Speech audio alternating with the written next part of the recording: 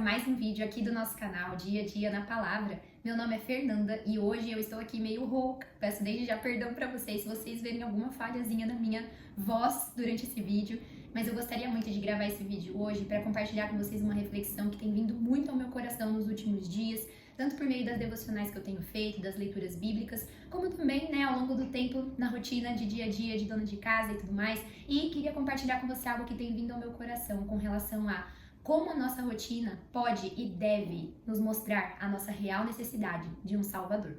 Então, desde já, se você ainda não é inscrito aqui no nosso canal, eu convido você a fazer isso agora, clicando no botãozinho vermelho aí de baixo. E se esse vídeo for edificante e útil para a sua vida, não deixe de deixar aqui a curtida e compartilhar com alguma outra pessoa que você conhece. Bom, nos últimos tempos eu tenho ficado cada vez mais atenta a certas coisas que eu faço com uma certa recorrência.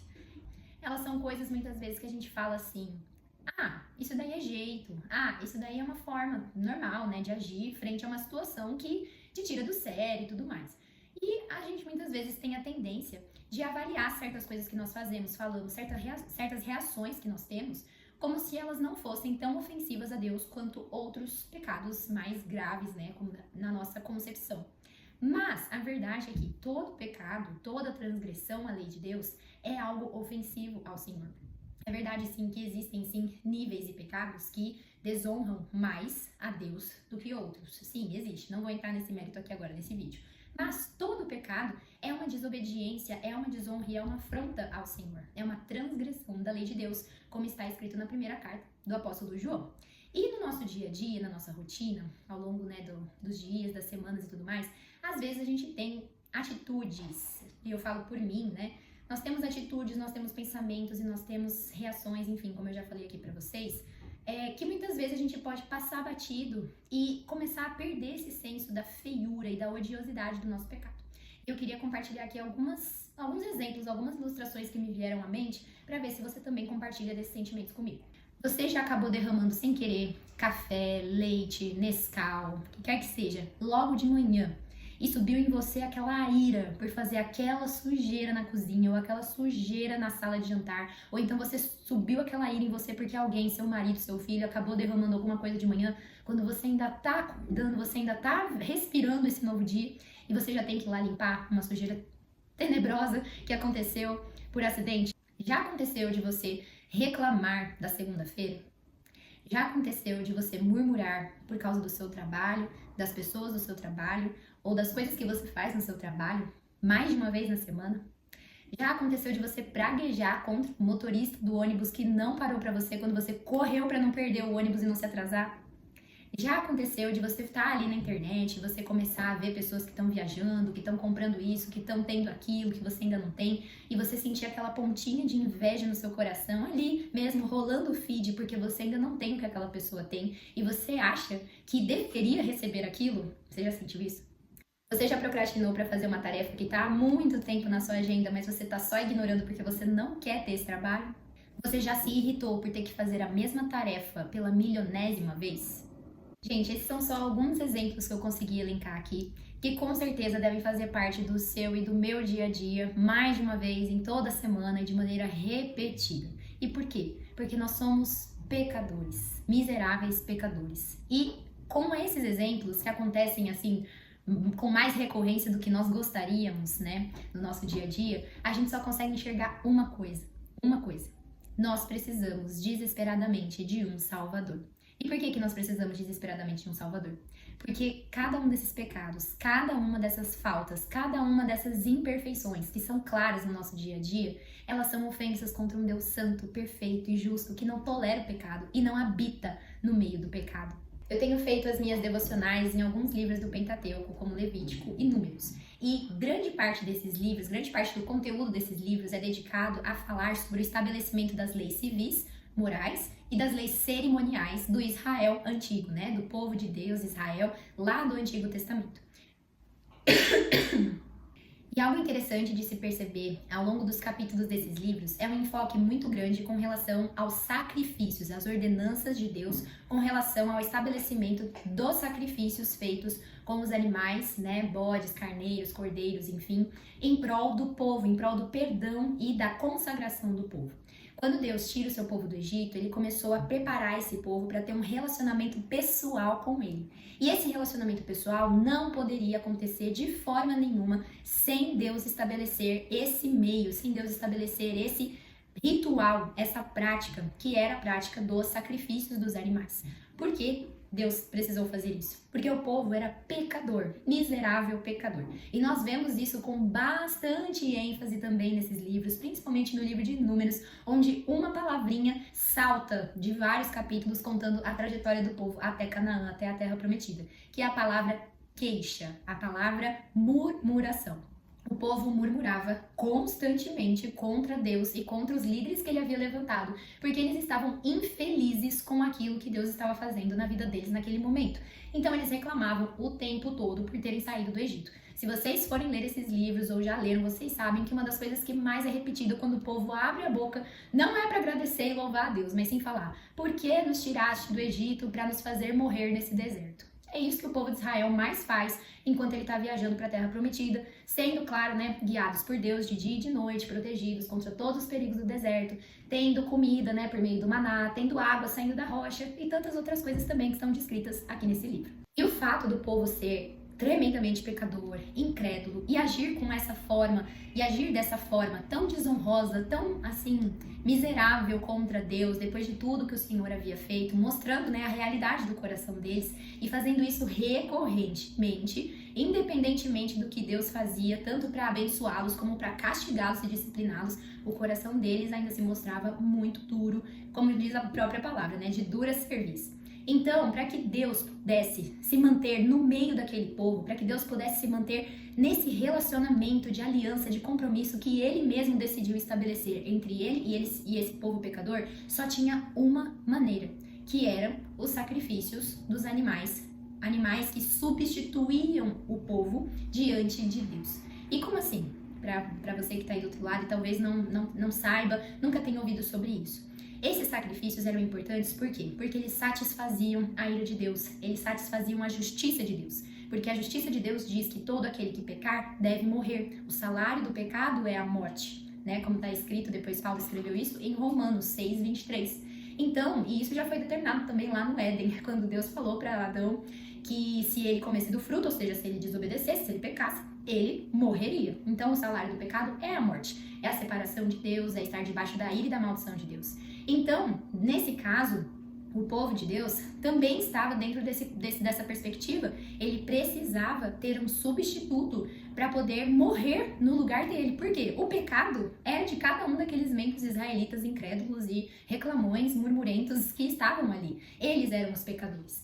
Mas aprove ao Senhor usar da sua graça para não pesar a sua mão, não derramar a sua ira justa contra eles, mas transferir essa ira para um substituto, que naquele caso, naquele tempo, naquele período, foram os animais puros. Eles eram animais sem defeito algum, que eram sacrificados de dia e de noite em vários outros momentos do dia, em várias festas, em várias celebrações. O texto de Levítico, capítulo 6, diz o seguinte sobre o altar onde esses animais eram sacrificados e queimados totalmente, várias vezes ao dia. Olha o que ele diz por 3 vezes. O fogo terá que ser mantido aceso. Mantenha-se aceso o fogo no altar, não deve ser apagado. Mantenha-se o fogo continuamente aceso no altar, não deve ser apagado. Esses 3 versos, esses 3 enfoques das palavras de Deus sobre o altar, o fogo que deveria queimar naquele altar, mostrava a importância daquele altar. E mostrava, era um símbolo, na verdade, da santidade e da justiça de Deus contra o pecado. Ela nunca se apaga, ela nunca deixa de existir. Deus é sempre justo e Deus é sempre santo. E a sua mão sempre pesa contra o pecado. O fogo da ira do Senhor contra o pecado nunca se apaga, nunca se extingue, como nesses versos aqui, dentro daquele contexto histórico, está mostrando. Por quê? Porque o pecado, ele deve receber a ira de Deus, ele deve receber a justiça do grande juiz. E é por isso que aquele fogo no altar nunca poderia ser apagado. Ele simbolizava a ira de Deus contra o pecado e a justiça do Senhor sendo feita contra todo o pecador. Mas no caso, pela graça do Senhor, por aquilo que aprove a ele fazer em prol daquele povo que nada merecia, ele promoveu um meio de resgatar os israelitas. quando eles ofereciam os animais no lugar deles. E afinal, o que tudo isso tem a ver com a gente e com a nossa rotina, né? Parece algo completamente distante, que não tem nada a ver com a gente. Mas é aí que você se engana, é aí que nós nos enganamos. Muito pelo contrário, isso tem tudo a ver conosco. Nós somos exatamente iguais àqueles israelitas murmuradores e reclamões que eram miseráveis pecadores contra Deus, porque nós somos iguaizinhos a eles, nós fazemos as mesmas coisas todos os dias e a nossa rotina mostra isso. A gente se ira completamente, tem vontade de quebrar alguma coisa quando, sei lá, a gente derrama alguma coisa no chão e a gente tá com pressa para sair de casa e a gente não queria perder tempo com isso e dá vontade de explodir. A gente também reclama das bênçãos que Deus nos dá, como por exemplo o trabalho. A gente reclama das pessoas com quem a gente convive muitas vezes. A gente se ira contra as pessoas com quem a gente convive e com quem a gente deveria ter um relacionamento de amor, de paz, de harmonia. Muitas e muitas vezes a gente inveja os outros, a gente fala, ai, como eu poderia estar se eu estivesse em outro lugar, se eu estivesse fazendo outra coisa, se eu fosse, né, igual a fulano de tal, se eu tivesse a situação de Beltrana. Enfim, a gente passa o dia e muitas vezes nós pecamos de tantas formas, de tantas maneiras. Muitas vezes errando de maneira repetida naquilo que ontem a gente falou, Senhor, por favor, perdoa-me. E no outro dia a gente está ali fazendo igual. Nós somos iguais aos israelitas. Nós somos pecadores miseráveis. E a nossa rotina revela isso. E como que a gente fica nesse cenário? Como que a gente fica entendendo, percebendo cada vez mais as nossas falhas, a nossa falta de capacidade de acertar, a nossa falta de capacidade de ser para Deus aquilo que nós deveríamos ser, ou seja, totalmente obedientes, totalmente tementes, totalmente confiantes nele, enfim, nos alegrando, nos regozijando por tudo que ele nos dá, ao invés de ficar olhando só porque ele não nos deu ou que ainda não aconteceu na nossa vida. Quando a gente começa a parar para pensar de verdade, dia após dia, ter pelo menos um momento para refletirmos e meditarmos nas pequenas coisas, nos detalhes, onde a gente peca contra Deus repetidamente, a gente tem que parar e falar assim, como que pode? Como que Deus está comigo? Como que Deus permanece ao meu lado? Como que Deus me suporta? Como que Deus me suporta? E a resposta maravilhosa e surpreendente se encontra no Evangelho, a boa nova que a palavra de Deus traz. Porque aprove ao Senhor também preparar esse caminho para que um dia chegasse o Cordeiro de Deus que tira o pecado do mundo, aquele que viria para ser não apenas a oferta, mas também o ofertante, aquele que seria o nosso perfeito representante diante do santo e justo juiz, aquele que entregaria o seu próprio corpo, aquele que entregaria o seu ser perfeito, o seu ser divino, mas também totalmente humano, sendo o nosso representante maravilhoso, pleno, que se entregaria para morrer pelos nossos pecados na cruz do Calvário. O Senhor Jesus Cristo é o motivo de nós não sermos fulminados por Deus. O Senhor Jesus Cristo é o Cordeiro de Deus que tira o pecado do mundo, como está escrito em João 1,29. Aqueles cordeiros, carneiros, bodes, enfim, todos aqueles animais que eram imolados e sacrificados todos os dias durante a história do povo de Israel, para que eles não fossem fulminados, não fossem mortos e extirpados da terra por conta dos seus pecados.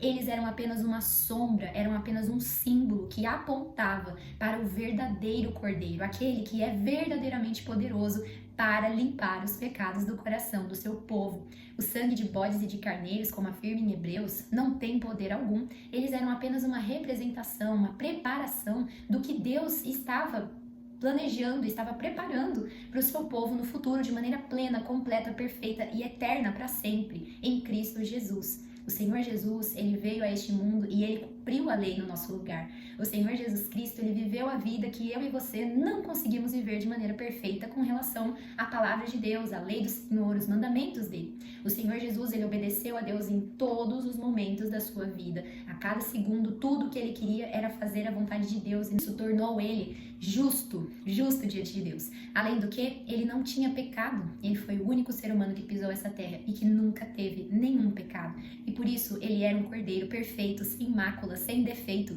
aceito por Deus. Aquele que o sacrifício subiu com um aroma agradável ao Senhor. A minha rotina revela que preciso de um Salvador. E pela graça na palavra, eu sei que eu tenho um. E eu espero muito que você também tenha Cristo Jesus como seu único e suficiente Salvador. Porque Ele é o único caminho, Ele é o único meio de nós termos perdão pelos nossos pecados. Ele é o único meio de nós termos relacionamento com o Senhor. Ele é o único meio pelo qual Deus nos aceita e nos acolhe como filhos amados, que serão herdeiros da vida eterna no porvir, no dia que Cristo retornar. Ele é o único meio também de nós termos nova vida aqui, ainda nessa terra, na nossa rotina. Sim, Cristo Jesus pode transformar a nossa rotina. Nós ainda teremos falhas, porque ainda habitamos no meio, de um mundo caído e também temos presença do pecado no nosso coração. Mas para todos aqueles que recebem Cristo Jesus, todos aqueles que são salvos por meio da sua graça maravilhosa e irresistível, Ele concede a dádiva do Espírito Santo. E o Espírito Santo faz nascer em nós um novo coração, uma nova disposição, para que nós tenhamos consciência dos nossos pecados, tenhamos consciência da feiura deles, tenhamos asco, tenhamos nojo cada vez mais de pecar com tamanha recorrência nas mesmas coisas e busquemos ao Senhor por meio de Cristo para alcançarmos coração e vida nova, para alcançarmos correção, disciplina, alcançarmos vitória contra pecados, vitória contra vícios, vitória contra jeitos de ser que desagradam a Deus e desonram ao Senhor, que ferem o nosso próximo, sabe? Jesus Cristo, Ele é o Salvador perfeito. Ele é aquele que nos liga com o Senhor para sempre. É aquele que nos traz o perdão pleno dos pecados. Nós precisamos desesperadamente de Jesus e a nossa rotina mostra isso. E eu espero muito que com essa reflexão você também busque ao Senhor de todo o seu coração para se achegar cada vez mais a Ele, confessar os seus pecados, pedir para que Ele exponha para você, sim, a feiura do seu pecado. Certo autor uma vez falou que enquanto o pecado não for amargo, Jesus Cristo, a sua obra, nunca será doce. E isso é muito verdade. Então a gente não pode simplesmente ignorar a feiura do nosso pecado, a feiura dessas coisinhas que fazem parte da nossa rotina que desagradam a Deus. Não, a gente tem que enxergar nisso. E a gente tem que sentir essa feiura, a gente tem que sentir essa coisa ruim, tipo, nossa, fiz isso de novo, não acredito.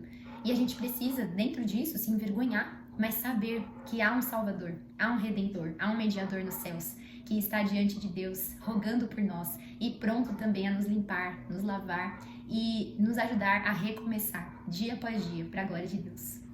E é isso, gente. Essa foi a reflexão de hoje aqui no nosso vídeo. Eu tô muito feliz de ter trazido esse conteúdo aqui pra vocês, mesmo com a garganta bem ruim. Já peço desculpa de novo, porque eu sei que em alguns momentos deve ter dado um pigarro ou outro, ou então uma falha ou outra aí na garganta, mas glória a Deus. E eu queria deixar uma indicação de livro aqui pra vocês, que tem tudo a ver com o tema do que a gente conversou aqui hoje, que é esse livro aqui, ó. Vislumbres da Graça, valorizando o Evangelho na rotina do lar, da Glória Furman. Esse livro é da editora Fiel e eu li ele faz uns meses. Gente, ele é maravilhoso e é basicamente uma exposição do que eu compartilhei um pouquinho aqui com vocês. Tem várias outras coisas, é bem mais completo e eu queria trazer até alguns outros conteúdos também aqui desse livro, porque eu achei ele muito valioso. Ele traz esse lembrete do quanto nós precisamos colocar o Evangelho no nosso dia a dia. A gente não pode só viver na nossa rotina, naquela loucura e tal, achando que os únicos momentos que a gente vai ter com a palavra, ou com a oração, ou pensar no Senhor é no domingo, ou então na igreja, nas programações da igreja, enfim, não. O Evangelho está presente em todas as áreas da nossa vida, em todos os momentos, e esse livro ajuda você a contemplar um pouco mais sobre isso, né? Ajuda a contemplar essa verdade com um pouco mais de clareza. Então, deixo aqui desde já a recomendação. E se vocês já leram esse livro, deixa aqui nos comentários para eu saber o que vocês acharam, o que ele propôs aí para vocês de reflexão, de pensamento sobre esse assunto. E se vocês quiserem também mais conteúdos com relação a essas questões de evangelho no dia a dia, também deixa aí nos comentários que vai ser muito bom. É isso, gente. Muito obrigada por terem assistido a mais um vídeo aqui do canal Dia a Dia na Palavra. Se você gostou, se você foi edificado, não esqueça de deixar a sua curtida, compartilhar com mais alguma pessoa também que você conhece e se inscrever aqui no nosso canal para acompanhar os novos conteúdos aqui do Dia a Dia na Palavra. Muito obrigada, que Deus te abençoe muito e até a próxima!